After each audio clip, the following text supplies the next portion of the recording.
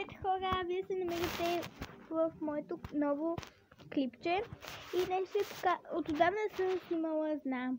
И коледното проклятие стана, че тези, които участват, не би искали да снимат. И даже се отказаха. Аз го направя. Няма да снимам повече коледното проклятие. Аз толкова много го планирах. И накрая какво искали да снимат драма? Нищо.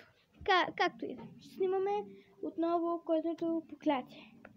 Ма когато, не за кога, ще видиме. И в днешното видео, преди това, дайте палец нагоре, абонирайте се за канала ми и натиснете камбанката. И нека да започваме. Първо нещо, което купих от розовия магазин. Това казах ли го?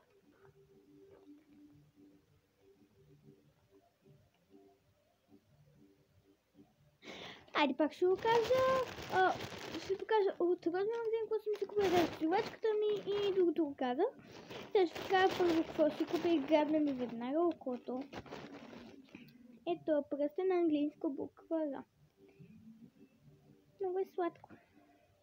Второто нещо е това. Шнова, защото ми трябваше, защото може да се чуи.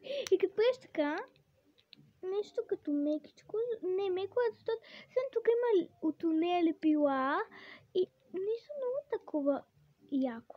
Не знам, аз не мога да го обясня. Второто нещо, пак пръстенци, обаче златно. Много яко, не е истинско злато и това не е истинско сребро. И четвъртото не.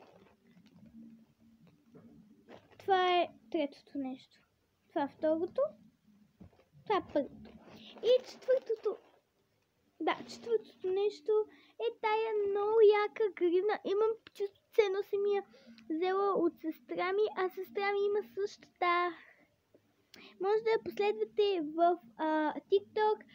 Пише се Сладоранката.